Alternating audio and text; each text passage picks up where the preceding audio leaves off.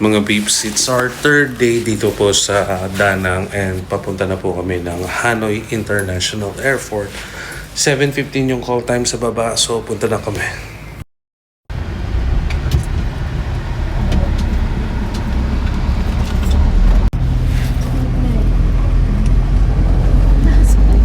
Nandito naman kami sa Da Nang International Airport. Ito na po.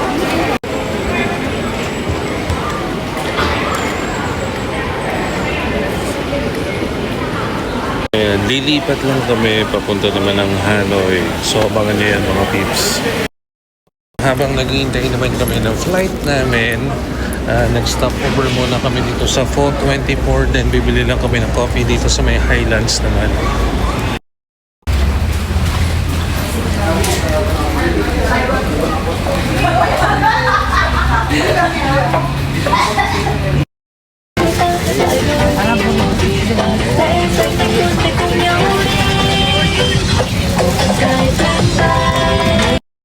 For flying the jet today.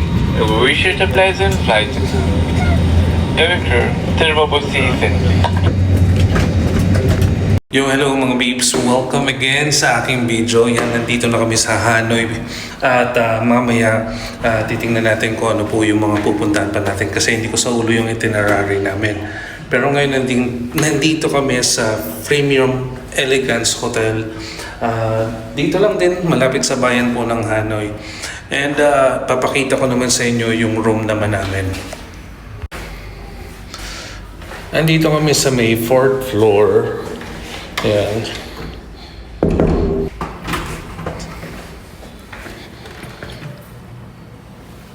So yan, ito yung room namin. So dapat 4 kami dito pero dahil nag-book ng sariling room yung kasama namin. Yan.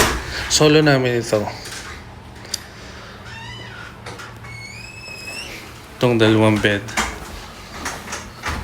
So meron dito yan, kompleto naman, may closet, may gamit na slippers. Yung side table natin, yan. Doon din pwede mag-charge. And so yan, meron tayo dito ng personal rep.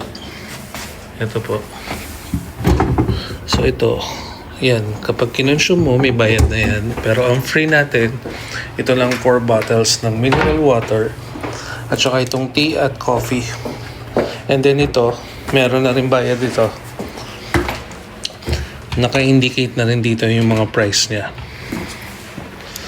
Then, dito naman sa ating toilet and bath, ito po yung itsura niya.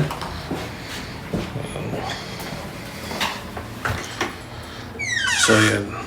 May mga naka-ready na rin towels. So later magla-lunch na kami. Time check muna tayo, 12:59, magwa-1 na po. Ayan. Magla-lunch lang po kami, then city tour naman ang kasunod po namin na gagawin.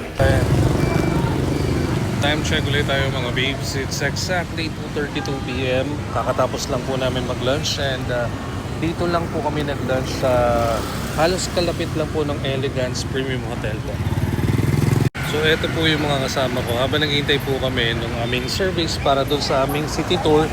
Yan. Ito lang po yung ating hotel po na tinutuluyan. So mamaya ipapakita ko naman sa inyo yung experience namin during city tour.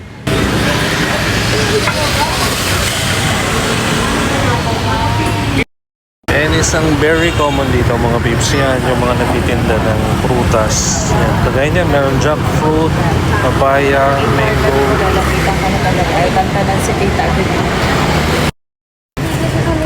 Yan o, very common. Gabi, kamote, kamoteng kahoy, at mani. Yeah, I think this is it from sweet. So ito na yung ating iniintay na service. Paano mga peeps, balikan ko muna kayo at sasakay na po tayo dito sa ating service. First stop para sa aming day tour, Troy Non Huoc. Ang hirap i-pronounce pero ito po siya. Ayan.